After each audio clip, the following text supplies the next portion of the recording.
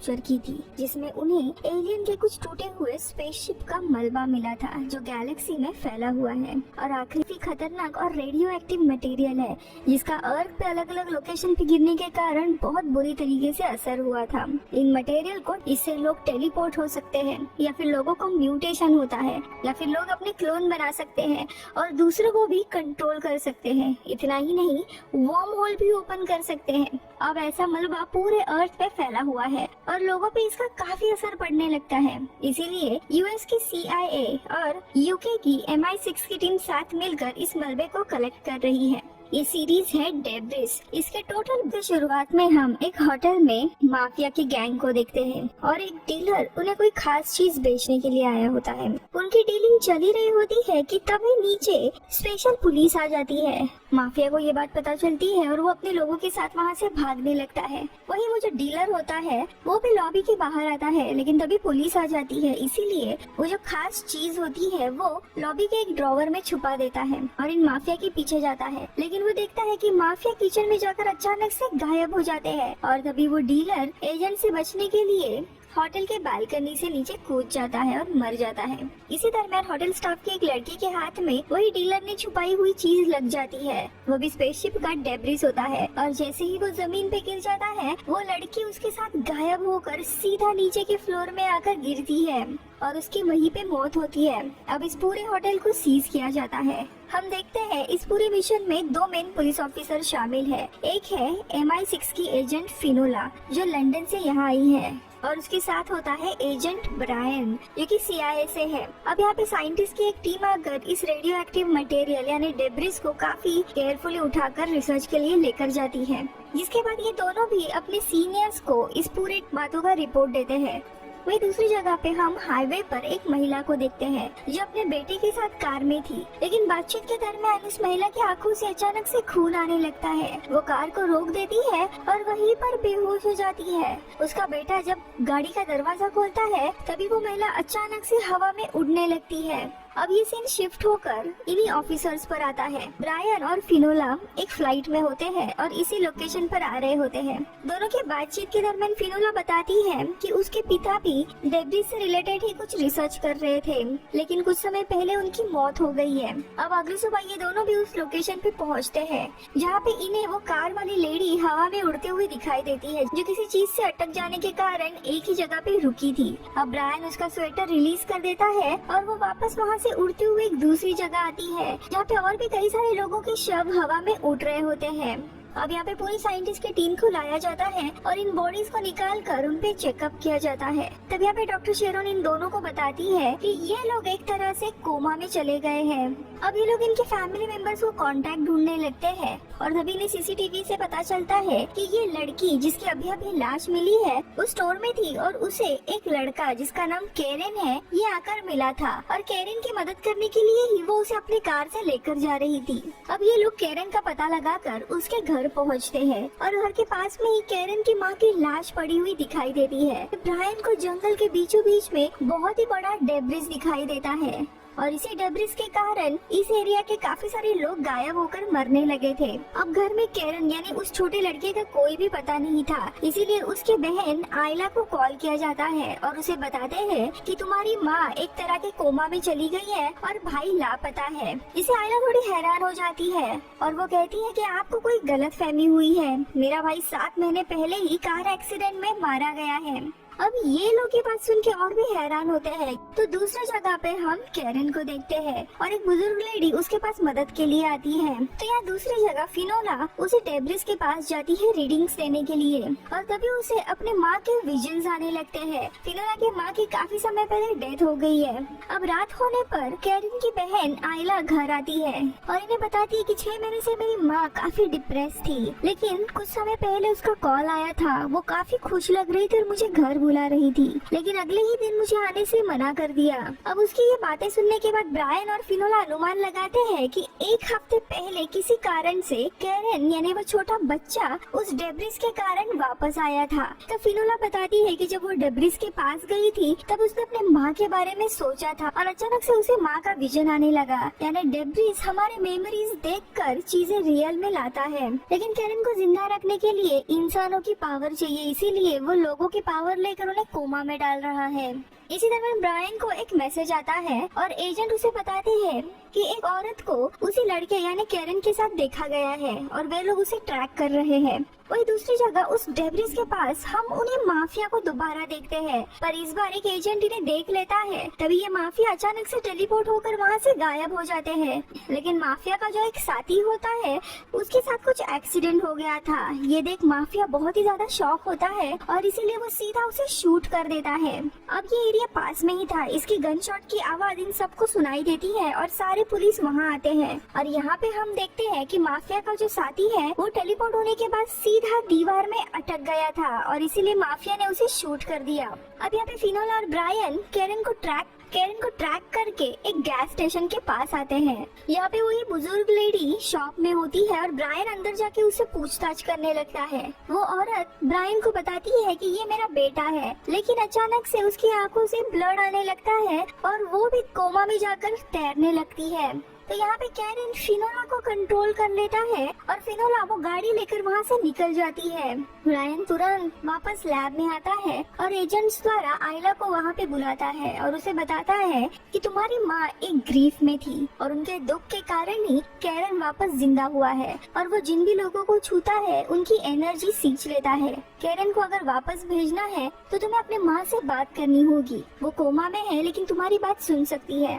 उन्हें समझाना होगा कि वो एक्सेप्ट करे कि कैरन अब इस दुनिया में नहीं है, वो वापस नहीं आएगा। अब आयला अपने माँ के पास आती है और उन्हें समझाती है उसे अपनी माँ की जरूरत है। उन्होंने अपने भाई को तो खो दिया है लेकिन अपने माता पिता को खोना नहीं चाहती। और अगले ही पल अचानक से उसकी माँ और सारे लोग होश में आते हैं, जिससे उनका डेब्रिस के साथ हुआ कनेक्शन टूट जाता है। तो यहाँ पे फिनोला कैरन के साथ होती है। ये सारा कनेक्शन टूटने के कारण कैरन भी अचानक से गायब हो जाता है। अब फिनोला वापस आती है और उसका चेकअप किया जाता है। वो ब्रायन को बताती है जब वो डेब्रिस के कंट्रोल में थी तब उसे काफी पीसफुल महसूस हुआ था, एक सपने जैसी दुनिया थी। खैर एपिसोड के अंत में हम देखते हैं ब्रायन के सीनियर उसे बताते हैं कि जो माफिया उन्हें ब्रिज के पास मिला था उसे लास्ट टाइम फिनोला के डैड यानी जॉर्ज गॉडलैंड के साथ देखा गया है। यानी कि फिनोला के पिता मरे नहीं है, वो जिंदा है और शायद MI6 हमसे ये बात छुपा रहा है। और ये से होती है। इस पूरे टाउन के काफी सारे मेटल की चीजें जैसे कि गाड़ियाँ, सिलेंडर, एलॉयड की चीजें एक जगह पे खींची चली जा रही थी। अब इसी के इन्वेस्टिगेशन करने के लिए ब्रायन और फिनोला वहाँ पे आते हैं। फिनोला लंदन से यहाँ आकर उसे 3 हफ्ते हुए थे और वो अपने बहन को कॉल करने की कोशिश कर रही थी लेकिन फोन नहीं लगता। ये चीज वो ब्रायन को बताती है, लेकिन जब से ब्रायन को पता चला कि इसके पिता जिंदा है वो फिनोला के ऊपर ज्यादा ट्रस्ट नहीं कर रहा है। लेकिन ब्रायन यहाँ पे नहीं बताता कि तुम्हारे पिता जिंदा है और वो माफियाज के साथ मिले हुए हैं। अब ये दोनों भी लोकेशन पे पहुँचते हैं जहाँ पे एक एजेंट इन्हें बताता है कि गांव के लोगों को यहाँ से सुरक्षित दूसरे लोकेशन पे रखा गया है। यहाँ पे काफी सारा मेटल इस पूरे टाउन को घेरे हुए है। हालांकि यहाँ पे कोई भी मैग्नेटिक फील्ड का असर नहीं है और ना ही कोई डेब्रिस पाया गया है। अब यहाँ पे हम ऑर्बिटल एजेंसी में देखते हैं जहाँ पे ब्रायन के सीनियर मैडॉक्स को देखते हैं जो हैरिस नाम के एक दूसरे एजेंट से मिलता है। यहाँ हैरिस उससे पूछता है कि क्या सच में जॉर्ज यानी के फिनोला के पिता जिंदा है, तो मैडॉक्स हाँ कहता है। कुछ दिनों के बाद मैडॉक्स यानी ब्रायन के सीनियर और MI6 यानी कि फिनोला के सीनियर प्रिया की एक मीटिंग होती है। यहाँ पे प्रिया उसे बताती है ये जो डीलर है जो बार बार टेलीपोर्ट हो रहा है वो इन्फ्लक्स नाम के ग्रुप से मिला हुआ है। इन्फ्लक्स ग्रुप किसी भी गवर्नमेंट से कनेक्टेड नहीं है और हमें जल्द से जल्द ढूंढना होगा कि इसके पीछे कौन है। हालांकि मैडॉक्स उसे जॉर्ज को भी इन्हीं डीलर्स के साथ देखा गया है इसके बारे में नहीं बताता। तो यहाँ ब्रायन और फिनोला को देखते हैं जिन्हें टाउन में एक सिविलियन मिलता है, इसका नाम एरिक है। एरिक काफी पैनिक हो रहा था, शायद ये डेब्रिस के असर में था, जिसके बाद दूसरे पुलिस ऑफिसर उसे पकड़कर लेकर जाते हैं और ये दोनों आगे बढ़ते हैं। लेकिन आगे चलते हुए उन्हें कार के पास वापस एरिक दिखाई देता है। उसके पास जाकर उसे पूछते हैं तुम्हारे साथ पुलिस थी वो कहाँ पर है, लेकिन एरिक इन्हें देखकर भागने लगता है। अब इसका पीछा करते हुए ब्रायन और फिनोला दोनों भी एक वेयरहाउस में आते हैं। लेकिन हैरानी की बात ये होती है कि दोनों भी अलग अलग डायरेक्शन में जाते हैं और दोनों को भी एरिक मिलता है। और तभी पुलिस बताती है कि कि उन्होंने पकड़ा हुआ एरिक भी उन्हीं के पास है, यानी कि टोटल 3 एरिक थे यहाँ पे। अब इन तीनों की भी अलग अलग लोकेशन पे रखकर पूछताछ की जाती है और पूछताछ के दरमियान ही 2 क्लोन अटैक के कारण मारे जाते हैं। फिनोला जिसे इन्वेस्टिगेट कर रही थी वो बच जाता है। वो फिनोला को एक लड़की के बारे में बताता है जिसे उसने खो दिया है क्योंकि वो कहीं और जा रही है। इसके बाद उन्हें एरिक की डिटेल्स मिलती है और उसका घर का एड्रेस मिलता है और उसके घर का एड्रेस लेकर वहाँ ढूंढने के लिए जाते हैं। अब ब्रायन नीचे बेसमेंट में आता है और तभी वहाँ पे उसे बहुत ही बड़ा डेब्रिस मिलता है। अभी फिनोला को बाहर आवाज आने लगती है और वो देखने जाती है तो वहाँ पे एक और एरिक का क्लोन था। वही ब्रायन को भी ऊपर से आवाज आती है, इसीलिए वो ऊपर आता है और तभी वो खुद का एक और क्लोन देखता है और वो उसे मारने जाता है, लेकिन तभी ओरिजिनल ब्रायन उसे सीधा शूट कर देता है। जिसके बाद पूरी टीम वहाँ पे पहुँच जाती है और ब्रायन किसी को भी वेक्टर सूट पहने बिना बेसमेंट में जाने से मना करता है। अब बेसमेंट में फिनोला को एरिक के ब्लड के निशान दिखाई देते हैं, जिससे उन्हें पता चलता है कि ओरिजिनल एरिक यहाँ से ज्यादा दूर नहीं गया होगा। अब यहाँ फिनोला बाहर थी तभी उसे उसके बहन का फाइनली कॉल आता है जिसका नाम डी था। डी फिनोला से काफी रूडली बात करती है क्योंकि फिनोला पिता के मौत के बाद उससे मिलने नहीं गई थी और हमेशा काम में बिजी रहती थी, लेकिन दोनों भी बात करके अपना इशू रिजॉल्व करते हैं। यहाँ पे ब्रायन खुद के क्लोन की डेड बॉडी को चेक कर रहा था कि तभी उसे पॉकेट में एक लड़की की फोटो दिखाई देती है। फिनोला उससे पूछती है कि वो लड़की कौन है, लेकिन वो इस बात को टाल देता है।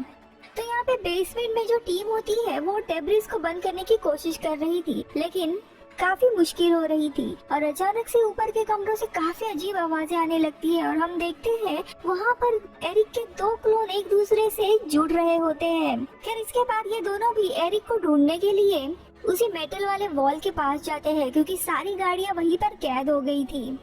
अब एक डिवाइस की मदद से ब्रायन एरिक की कार को ढूंढ लेता है जहाँ पे उन्हें एरिक कैद मिलता है, पर जब ब्रायन उसे कार से निकालने जाता है तभी मानो उस डेब्रिस को खतरे का महसूस होता है और वो डेब्रिस बड़े बड़े शॉक वेव्स जनरेट करने लगता है, जिससे यहाँ पे ब्रायन और भी एरिक के साथ उस कार में फंसने लगता है। ऐसे काफी सारे वेव्स के बाद वो दोनों भी दबकर मरने ही वाले थे कि तभी बेस की टीम काफी मुश्किल के बाद उस डेब्रिस को बंद करने में कामयाब होती है और वेव्स बंद हो जाते हैं और अब ब्रायन एरिक को कार से बाहर निकालता है। कुछ देर के बाद एरिक बताता है कि अचानक से वो डेब्रिस उसके घर के पास गिरा था। एरिक की हालत तभी ठीक नहीं थी क्योंकि उसकी गर्लफ्रेंड ब्रेकअप करके कहीं जा रही थी, लेकिन उसकी यही ख्वाहिश पूरी करने के लिए वो डेब्रिस उसके अलग अलग क्लोन तैयार करते गया ताकि उसके वाइफ को वो रोक सके और शायद इसीलिए डेब्रिस ने पूरे शहर को मेटल से बंद कर दिया था। जिसके बाद एरिक कहता है कि मुझे अपनी गर्लफ्रेंड को रोकना होगा और वो फाइनली उसे कॉल करता है और वापस आने कहता है। अब एपिसोड 2 के एंड में ब्रायन मैडॉक्स को अपडेट देता है फिनोला अपने पिता से लास्ट टाइम मॉर्ग में मिली थी। उसके पहले उसे अपने पिता का एक मैसेज आया था जिसमें लिखा था यू आर नॉट अलोन। अंत में हम देखते हैं फिनोला ब्रायन को पसंद करने लगी थी। डेब्रिस के एपिसोड 3 की शुरुआत में हम एक महिला को एक जगह पे काम करते हुए देखते हैं। वो महिला इलेक्ट्रिक टावर के पास कुछ काम कर रही थी और किसी से वॉकी टॉकी पर बात कर रही होती है, लेकिन तभी अचानक से वॉकी टॉकी के सिग्नल वीक हो जाते हैं और वो देखती है कि सामने के मैदान में एक रेक्टेंगल का शेप बन गया है और एक अजीब सा पोर्टल उसे दिखाई देता है। वो उसके पास जाती है, लेकिन तभी वहाँ पे कुछ परछाइयाँ दिखने लगती है जो इसे डराती है। वो महिला काफी डर जाती है और तुरंत पुलिस को कॉल करती है। वही दूसरी जगह हम ब्रायन को देखते हैं जो अपने हेडक्वार्टर में आया होता है, जहाँ पे वो अपने बॉस मैडॉक्स से पूछता है कि क्या सच में जॉर्ज जोनास जिंदा है। तो वो बताता है कि वो तो जिंदा है, लेकिन उसकी जो ग्रेव थी उससे हमने उसके बॉडी को निकाल लिया है और उसके ऊपर ऑटोप्सी करके पता चलेगा कि ये किसकी बॉडी थी। खैर अब ब्रायन और फिनोला को इस नेक्स्ट इंसिडेंट के बारे में पता चलता है सीसीटीवी फुटेज के थ्रू और दोनों भी अगले दिन इस लोकेशन पर पहुंच जाते हैं। यहाँ पे ऑलरेडी टीम थी, लेकिन इस समय कोई भी पोर्टल अपीयर नहीं हो रहा था और सभी लोग रेडिएशन चेक कर रहे होते हैं। आसपास किसी भी डेब्रिस का कोई निशान नहीं था। अब देखते देखते रात हो जाती है और फिनोला इन सारे इंसिडेंट के बारे में स्टडी कर रही होती है कि तभी उसे रेडियो पर अचानक से एक अनजान लड़की की आवाज सुनाई देती है। उस ऑडियो में एक लड़की कह रही होती है कि उन्हें वो देख पा रही है और उसे काफी सारे लाइट्स दिखाई दे रहे हैं। यहाँ पे वो समझ जाते हैं कि ये उसी रेक्टेंगल पोर्टल से आवाज आ रही है। जिसके बाद रात को उन्हें वापस से ये आवाज सुनाई देती है जिसमें वो लड़की इनसे हेल्प मांग रही होती है। अब फिनोला कहती है कि हमें उस लड़की से बात करनी होगी, उसे हमारी मदद की जरूरत है। अब इसी के कुछ समय के बाद वो रेक्टेंगल पोर्टल वापस से अपीयर हो जाता है जहाँ पे उन्हें पोर्टल में और भी लोग नजर आते हैं। अब फिनोला उन लोगों से बात करने लगती है और एक लड़की उसे रिप्लाई देती है। वो बताती है कि मेरा नाम निकोल हैगमन है। फिनोला उससे पूछती है कि तुम्हारे आसपास जो लोग हैं वो कौन है। निकोल बताती है कि मैं यहाँ पे अकेली हूँ, लेकिन अचानक से उस लड़की की चीख सुनाई देती है और वो पोर्टल बंद हो जाता है। अब यहाँ पे तुरंत ब्रायन निकोल हैगमन को डेटाबेस में ढूंढने लगता है जिससे पता चलता है कि निकोल 2019 में यहाँ से गायब हुई थी।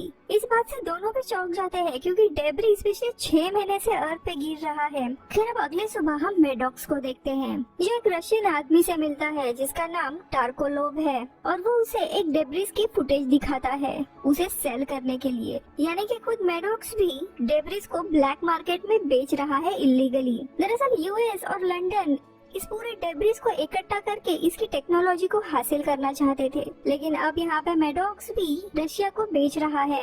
तो यहाँ ब्रायन और फिनोला दोनों भी इस केस पे काम कर रहे थे। तो ब्रायन पूछता है इस पोर्टल के अंदर काफी सारे लोग थे पर हमें सिर्फ निकोल की आवाज क्यों सुनाई दी। तो फिनोला बताती है कि शायद वे सारे लोग अलग अलग फ्रीक्वेंसी पर होंगे। जिसके बाद वो उसे अपने पिता की एक थ्योरी बताते हैं। उसके पिता साइंटिस्ट थे जो डेब्रिस पर ही रिसर्च कर रहे थे। उनके थ्योरी के अनुसार यूनिवर्स में हमारे डायमेंशन के अलावा और भी अलग अलग दुनिया है। ऐसी ये कुछ दुनिया इतनी छोटी या इतनी बड़ी होती है कि हम अपने आंखों से देख भी नहीं सकते, लेकिन हमारे अर्थ पे ऐसे कुछ अलग अलग एक्सेस पॉइंट है जिससे हम उन डायमेंशंस में यानी उस दुनिया में ट्रैवल कर सकते हैं।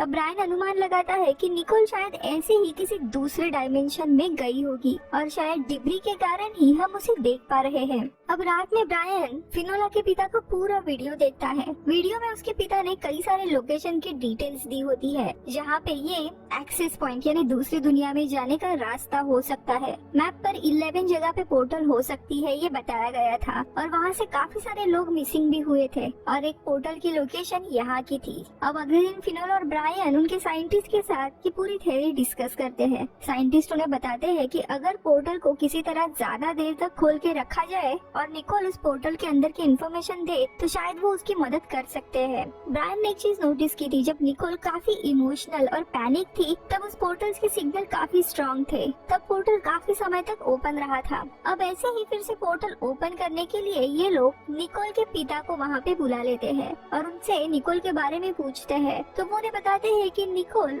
उस दिन कैसे गायब हुई थी। साथ ही वो ये भी शेयर करते हैं कि निकोल के जाने के बाद वो बहुत ही ज्यादा दुखी और परेशान है। इसके बाद ब्रायन उन्हें बताता है कि निकोल अभी भी जिंदा है लेकिन वो एक दूसरे डायमेंशन में ट्रैप है। वो उनसे कम्युनिकेट कर रही है और वो निकोल का ऑडियो उसके पिता को बताते हैं। जिसके बाद ये लोग जाते हैं पोर्टल के एरिया में। अब यहाँ पे फिनोला मिस्टर हैगमन यानी निकोल के पिता को सारी सच्चाई बता देती है कि कैसे उन्हें अपने बेटी से बात करनी है ताकि उन सबको इम्पोर्टेंट इन्फॉर्मेशन मिल सके जिससे हम उसे बाहर निकाल सके। अब उसके पिता उसे पुकारने लगते हैं और थोड़ी देर में वो पोर्टल विजिबल हो जाता है और निकोल के पिता उसकी बेटी को पुकारने लगते हैं और तभी निकोल भी वहाँ से जवाब देती है। दोनों भी काफी इमोशनल हुए थे। निकोल के पिता उससे पूछते हैं कि तुम कहाँ हो और तुम्हारे साथ क्या हुआ था। तभी निकोल बताती है कि मैं कार पार्किंग में थी और अचानक से तूफान आ गया और मैं इस जगह पे कैद हो गई हूँ। काफी घंटे हुए लेकिन मैं यहाँ से बाहर नहीं आ पा रही हूँ। इससे हमें समझ आता है कि वहाँ पे टाइम स्लो चल रहा है।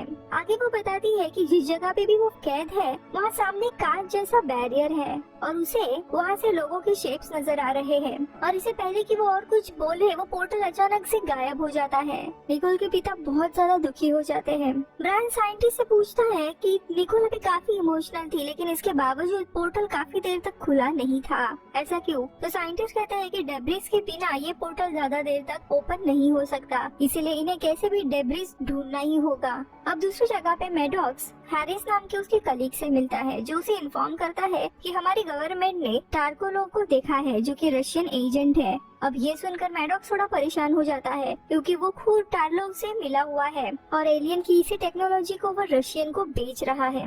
फिर यहाँ दूसरी जगह ब्रायन की टीम उसे बताती है कि यहाँ से हजारों किलोमीटर दूर उन्हें एक डेब्रिस मिला है, इसीलिए तुरंत ये सभी लोग वहाँ पे पहुँचते हैं। पर उस लोकेशन पे डेब्रिस के बाजू में उन्हें एक कार दिखाई देती है और वो समझ जाते हैं कि इनसे पहले वहाँ पे दूसरा कोई आया है। यहाँ पर हम देखते हैं वो दूसरा और कोई नहीं बल्कि रशियन माफियाई होते हैं जो वहाँ पे चुप कर बैठे होते हैं, लेकिन इन्हें देखने के बाद वो वहाँ से गायब हो जाते हैं। अब यहाँ पे साइंटिस्ट इस पूरे डेब्रिस को चेक करता है, उन्हें बताता है कि ये डेब्रिस एक्सेस पॉइंट यानी पोर्टल से काफी दूर होने के बावजूद उस पोर्टल के डोर को खोल सकता है, क्योंकि शायद एलियन शिप की टेक्नोलॉजी में किसी तरह का नेविगेशन मॉड्यूल था जिससे एलियन दो गैलेक्सी के बीच में यानी इंटरगैलेक्टिक या फिर दो डायमेंशन के बीच में ट्रैवल करते थे। और अब इस डेब्रिस में थोड़ी बहुत पावर है, इसीलिए वो नजदीकी एक्सेस पॉइंट को ओपन कर रहा है। इससे इन्हें समझ आता है कि एलियन की टेक्नोलॉजी एडवांस तो है ही, उसी के साथ साथ एलियन अपने इसी टेक्नोलॉजी के मदद से ब्रह्मांड के अलग अलग एक्सेस पॉइंट से अलग अलग दुनिया में या गैलेक्सी में ट्रैवल करते थे। और अब ये डेब्रिस यहाँ पे गिरने के कारण ही उसने नजदीकी पोर्टल को ओपन किया है। ये डेब्रिस अभी भी एक्टिवेट था, इसीलिए साइंटिस्ट उसे अपने ऑफिस में भेजने का कहता है, लेकिन फिनोला मना करते हुए कहती है कि इसमें जो भी पावर है उससे हमें निकोल और उसके जैसे लोगों को वापस अर्थ पे लाना चाहिए। साइंटिस्ट मना करता है, लेकिन फिनोला उसे कहती है कि अगर ये एडवांस टेक्नोलॉजी हम हमारे ही इंसानों पे यूज नहीं करेंगे तो शायद हम इंसान इस टेक्नोलॉजी के वर्दी ही नहीं है, इसीलिए अब साइंटिस्ट को मानना पड़ता है। फिर उन्हें वहाँ पे एक दूसरा भी डेब्रिस मिलता है जो ऑलरेडी डेड पड़ा था, यानी उससे कोई भी एनर्जी रिलीज नहीं हो रही थी, जिसके बाद ये लोग उन दोनों भी डेब्रिस को इस पोर्टल के एरिया में लाते हैं और मेन डेब्रिस को पूरा रिपोजिशन करते हैं, जिससे धीरे धीरे वो पोर्टल ओपन होती है और फिनोला इन सारे लोगों को देख पाती है। लेकिन अभी भी कोई पोर्टल को पार नहीं कर पा रहा होता है। ये पोर्टल वापस से जाने लगता है, लेकिन तभी फिनोला की सजेशन पर उस दूसरे डेब्रिस को ये लोग लेकर आते हैं और पोर्टल में घुसा देते हैं, जिसके चलते वो पोर्टल अब ओपन हो जाता है 2 वेज। और अब जाके फिनोला निकोल और बाकी सारे लोगों को पोर्टल से निकाल लेती है। अब ये देख निकोल के पिता काफी खुश होकर उसे गले लगाने जाते हैं, लेकिन उन्हें रोक दिया जाता है, जिसके बाद इन सारे लोगों को क्वारंटीन किया जाता है। जहाँ पे निकोल बताती है कि जब वो पोर्टल में फंसी हुई थी तब वो एक अजीब दुनिया थी जहाँ पे टाइम बहुत ही स्लो चल रहा था। उसे लग रहा था कि उसे जाकर सिर्फ कुछ ही घंटे हुए हैं, लेकिन यहाँ पे 3 साल बीत चुके थे। दरअसल वो जिस भी दुनिया में फंसी थी वहाँ का टाइम अर्थ से स्लो चलता था। निकोल ये भी बताती है कि जब वो वहाँ पे थी तब वो अक्सर अपने पिता को याद किया करती थी और उसे सपना आता था कि उसके पिता अभी भी पार्किंग लॉट में उसका इंतजार कर रहे हैं। हैरानी की बात ये थी कि ये सेम सपना उसके पिता को भी आया था। इससे एक चीज हमें समझ आती है कि डेब्रिस इंसानों के इमोशन से उन्हें कनेक्ट कर देता है। इसके बाद इन सारे लोगों की इन्वेस्टिगेशन की जाती है और हमें समझ आता है कि ये सारे लोग अलग अलग साल में अलग अलग लोकेशन पे गायब हुए थे। उन्हें जाकर भी काफी समय हो चुका था और अलग अलग दुनिया से ये लोग गायब हुए थे। अब यहाँ पे गवर्नमेंट इन सारे लोगों को उनकी फैमिलीज को ढूंढने में मदद करती है। अब अंत में ये दोनों भी जब वापस जा रहे थे तभी फिनोला ब्रायन को एक कार की वीडियो दिखाती है जो उन्हें डेब्रिस के पास दिखाई दी थी। ये कार उसी रशियन माफिया यानी इन्फ्लक्स ग्रुप की है। एपिसोड 3 के लास्ट सीन में हम देखते हैं मैडॉक्स अपने ऑफिस में होता है और वो एक डेब्रिस की टेस्टिंग कर रहा था। यहाँ पे वो एक कुर्सी डेब्रिस के अंदर डालता है और वही कुर्सी पीछे के डेब्रिस से निकलती है, यानी कि ये एक तरह का टेलीपोर्टेशन था। खैर तभी उसे कॉल आता है और उसे बताया जाता है कि जो बॉडी उन्होंने ग्रेव से निकाली थी वो जॉर्ज जोन्स की नहीं है। साथ ही उसे एक वीडियो एविडेंस भी दिखाया जाता है जहाँ पे वो देखता है कि जॉर्ज जोन्स की बॉडी को चेंज किया गया था।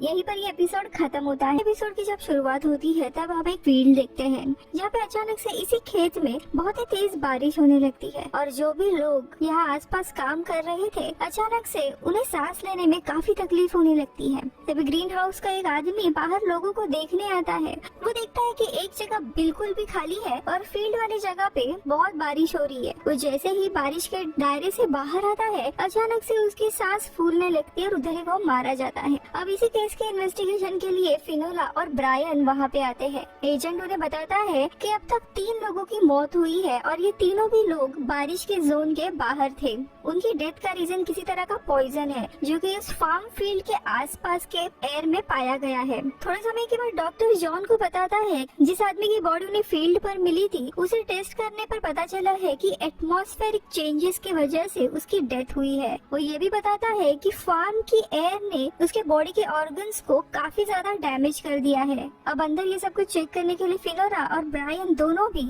अपना सूट पहनकर फील्ड के अंदर आते हैं, जहाँ पे वो देखते हैं कि अंदर के फील्ड में अजीब अजीब पौधे आए हुए हैं और म्यूटेशन के कारण अजीब से पौधों पर फूल आए हुए हैं। अब फिनोला एक फ्लावर कंटेनर में रख लेती है और ये लोग फार्म हाउस के अंदर जाते हैं, जहाँ पे उन्हें पता चलता है कि यहाँ पर अभी भी कुछ लोग फंसे हुए हैं और उन्हें पता होता है कि बाहर जाने के बाद मौत होगी, इसीलिए वो अंदर ही रुके हैं। तभी एक औरत इनके पास रोते हुए आती है जिसका नाम सोफिया था। वो बताती है कि उसका बच्चा आर्थर मिसिंग है। अब ये दोनों उसे हौसला देते हुए कहते हैं हम आर्थर को ढूंढ निकालेंगे। साथ ही वो लोग कुछ और लोगों के बारे में भी बताते हैं जो अपनी कार्स लेने के लिए गए थे ताकि वो यहाँ से बाहर निकल सके, लेकिन वो वापस नहीं आए।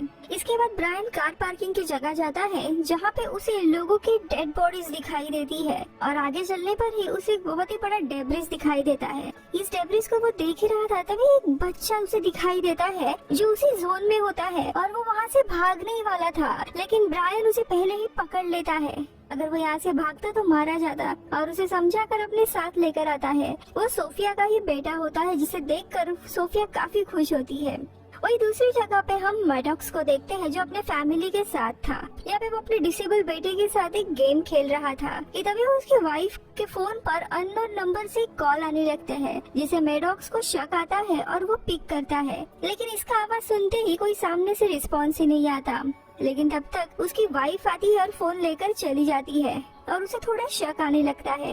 यहाँ पे सीन फिनोला पर आता है जहाँ पे वो इफ्रन नाम के एक आदमी से मिलती है जिसकी फैमिली फार्म पर ही कैद थी, जो सोफिया का पति है।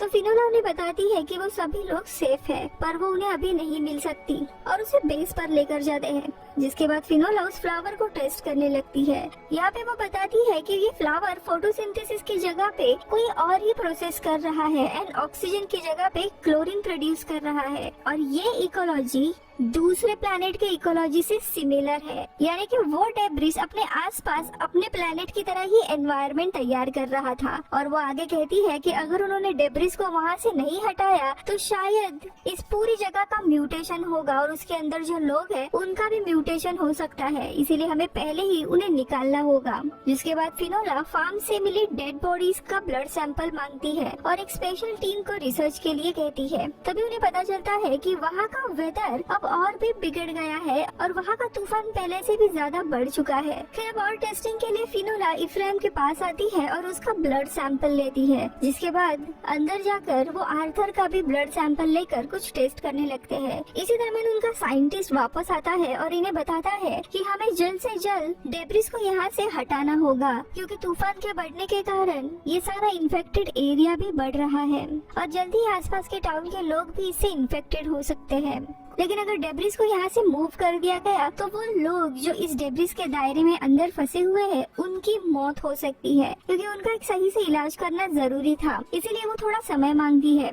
लेकिन यहाँ ब्रायन फिनोला को समझाता है कि हमें उन लोगों के बारे में सोचना चाहिए जिन्हें हम बचा सकते हैं, ना कि उन लोगों के बारे में जो ऑलरेडी इन्फेक्टेड है। लेकिन फिनोला ब्रायन से डिसएग्री करती है और फील्ड में फंसे लोगों को बचाने का रास्ता ढूंढने लगती है।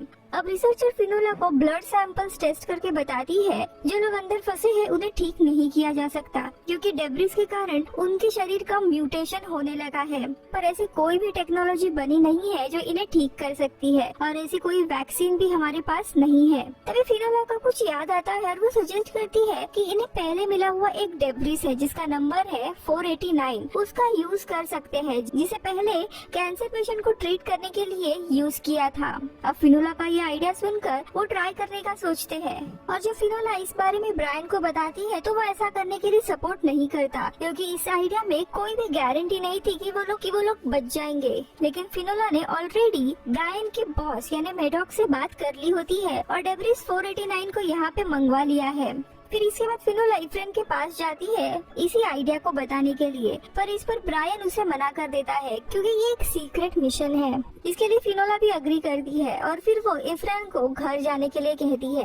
लेकिन इफ्रेन बहुत ही ज्यादा दुखी होता है कि वो अपने फैमिली को अब आखिरी बार भी देख नहीं पाएगा और काफी डर रहा होता है। फिर अब ये लोग उस रात डेब्रिस के यहाँ पे आने का वेट कर रहे होते हैं। इसी दरमियान अर्ली सुबह फिनोला को प्रिया यानी उसके बॉस का कॉल आता है जो उसे बताती है कि तुम्हारे पिता अभी भी जिंदा है। फिनोला बिलीव ही नहीं करती ऐसा कुछ भी है, इसीलिए प्रिया उसे एक सीसीटीवी फुटेज सेंड करती है जिसमें वो देखती है उसके पिता गाड़ी से उतर रहे थे। इसके बाद प्रिया उसे ये बताती है ये चीज ब्रायन को भी पता है और उसने अब तक ये बात तुमसे छुपाई थी।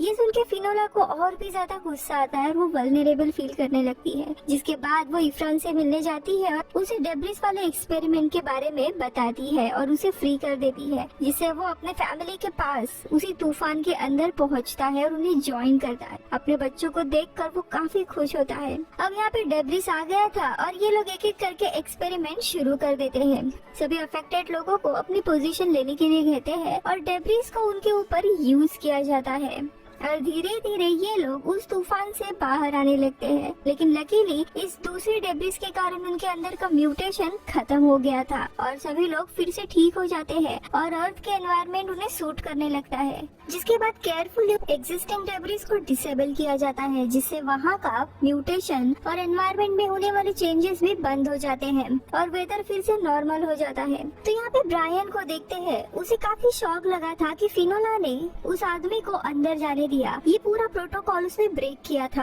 अब इस एपिसोड के अंत में ब्रायन फिनोला से पूछता है कि आखिर उसने ऐसा क्यों किया, जिस पर फिनोला बताती है कि उसने वही किया जो उसे सही लगा। वो किसी को भी अपने परिवार से दूर नहीं रखना चाहती और यहीं पे ये एपिसोड खत्म।